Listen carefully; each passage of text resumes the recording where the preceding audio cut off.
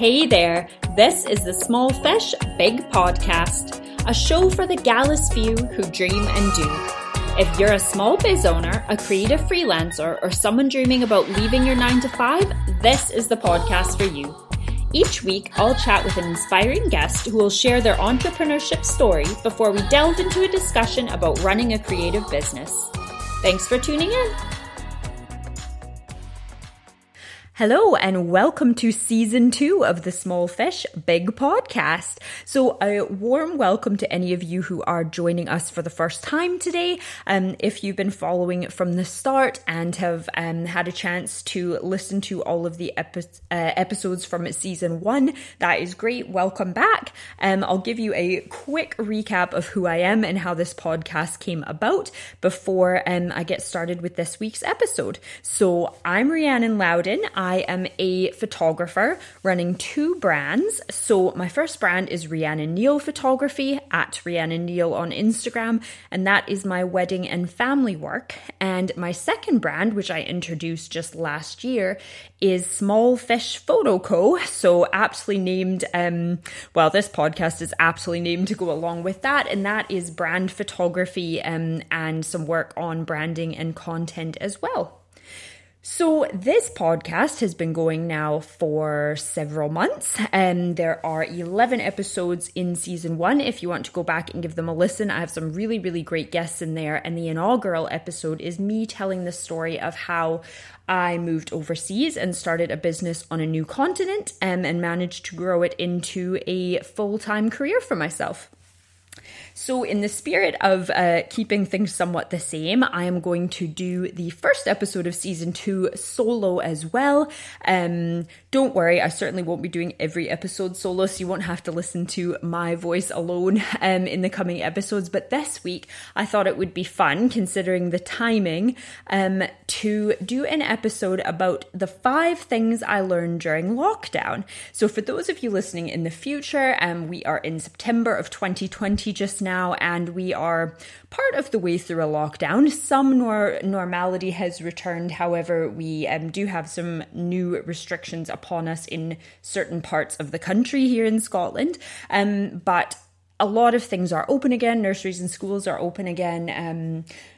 Many of us are able to be out working again, even if the capacity has changed a little bit. But for a good chunk of time there, a good 4 to 5 months, we were under a proper lockdown. And for a lot of creative small businesses like mine, that meant that we could not work in the same way we were used to working. I was able to do loads of work on my website and behind the scenes kind of stuff, but I obviously wasn't out photographing people the way that I normally would, and it's been quite the year for myself and for other small businesses. As I said, it's been quite a challenging year, and there's been loads of adapting and changing again and trying to find a new normal, and I thought it would be fun to put together some of the lessons that I learned during that time. So number 1, I actually do need a little bit of routine. So as I've just never been a routine person. I never did well with the 9-to-5. I remember as a teenager and a young adult, people saying to me all the time, "Oh, you'll get used to it. You'll become a morning person. You'll thrive on a routine. It'll happen when you get into university, when you get into your first job, when you become a mum." I've done all of those things and I still don't like routine. But during lockdown, I realized that actually I did have a little bit of a routine before, and it's maybe not quite as strict as some other people's routines. I wouldn't say that every day is the same for me, but there are certain things that I kind of do need to get done in a day, and certain things that I do better with if they are done at certain times of the day. And I really didn't realize that until lockdown, when everything was just thrown by the wayside and I was trying to fit in work hours and time to exercise and a little bit of time for me within a full day of taking care of a 3-year-old. And it really just reminded me that actually a little bit of routine in my life is a good thing. Number 2 is that I do need a little bit of peace and quiet and space to myself. I'm a total extrovert. I actually really struggle working on my own because I like to have other people around to bounce ideas off of, to chat with.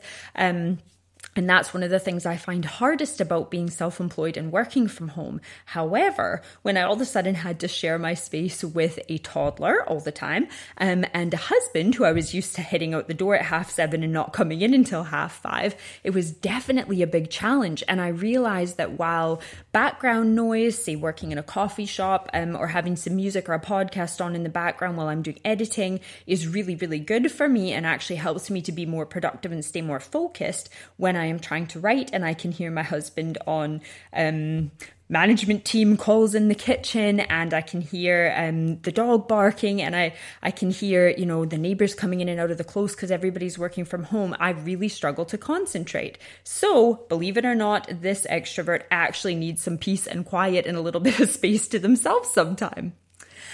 Number 3 is that I need a work-life balance. So during lockdown, as was probably the case for many of you, I fit my work hours in wherever I could. I had Charlie all day. My husband was kind of expected to be online between 8 and 5 as per usual. And when he finished work, I would try to get a couple of hours in then, and then I'd take a break and maybe cook us dinner, and then I'd be working again. A lot of times I wasn't shutting the laptop till well after midnight, and just trying to fit work in any time I could. If I was lucky enough for Charlie to nap, she decided to give her naps up during lockdown, which is another story.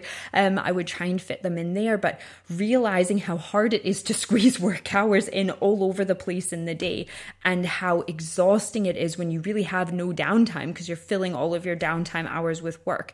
It was a really good reminder of how important it is to actually have a work-life balance and to try and stick to work hours, and to make sure that I'm making time for myself as well, time to get out and exercise, time to just sit and read a book, enjoy a cup of coffee, have a conversation with a friend over Zoom right now.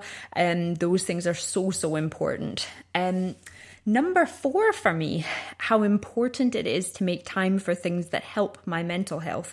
So when I have a quieter week, and this is true pre-lockdown and during lockdown and post-lockdown now, when I have a quieter week, I find it easy enough to fit in time for running and strength training and walking and sitting down with my book for a little bit before bed, taking a long bath or shower when I want. But during the busy weeks, that is really, really tough. And the last few weeks for me have been really busy, and I'm so, so thankful to have work coming back in the door. So this is definitely not a complaint. But what I found is I've really neglected my me time. And I thought I could do that. I didn't think it would make that big of a difference, but it left me feeling totally burnt out and overwhelmed. And I realized how important it is for me to make those things a priority. So yes, work is a priority, and my family is always going to be a priority, but time for my own mental health and for the things that I need to be happy and healthy is also super important, and needs to become a priority as well. And my 5th and final lesson that I learned during lockdown is how important having a community is, a network of like-minded people. It was really isolating. I'm sure many of you agree. Most of us were stuck in our homes with our immediate family. Some people live on their own, and that means they were stuck in by themselves. Some were in with loved ones 24/7, which is challenging in its own way. But having this community of people online, like-minded business owners and mums and partners and wives and people that could relate to those experiences and who were being open and honest about those experiences, was a total lifesaver for me. I think I would have gone totally mad if I didn't have that.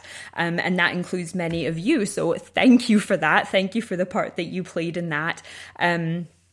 And yeah, I think community is so important, and the power of social media, and the positive thing about social media is that it does make us feel more connected to other people when we can't be connected in person. And I think lockdown would have been a very different situation were it not for technology. As much as, admittedly, I sometimes curse social media and the amount of time that I feel I need to spend on it to keep growing my business and sustain my audience, I do find that overwhelming sometimes. But on the other side of that, I'm so happy that it exists, because when we do get stuck in a pandemic, a global pandemic, it means that we still have a way to connect with other people and to know that there are other people out there who are feeling the same way as us. Perhaps unhealthy, I find I can get quite anxious about it. It can be a source of anxiety, I know, for a lot of people. But at the same time, if we put those negatives aside, it is a place where you can meet other like-minded people, where you can feel connected when you're sitting working on your own from home, having a stressful day, and somebody else shares that they're in the same situation. That is super powerful. And I would go so far as to say I've made some really great friendships as well as some really great business contacts on social media, and there's a lot of good there too. So that is my final point. Community is so important. And that is, I think, where I will leave it with the first very short episode of season 2. Thank you so much for listening in. I have an entire season of guests lined up for you. I think I only have 1 or 2 spots left to fill, which is really exciting. And we have people from all walks of life on the show. My very first guest for, I guess, what will be the first official episode of season 2 is an amazing artist. She is a body image and body inclusivity activist. She has a pretty incredible story to tell about her own career so far, and has just finished her master's degree, which is all focused around this very topic. So you definitely want to tune in next week for my interview with Rosalind. And from there, I have loads of other amazing small business owners who have started creative businesses from scratch, some who have left really prominent careers to run their own businesses, and businesses from all over the spectrum. We have jewelry and candle makers, we have a clothing line, we have chocolatiers. There's loads of great episodes coming your way, so please do tune in. Episodes go live on Wednesday mornings. Normally this one's going live on a Wednesday evening for you, but tune in Wednesday mornings after 9 anywhere you get your podcasts, and I'll see you next week.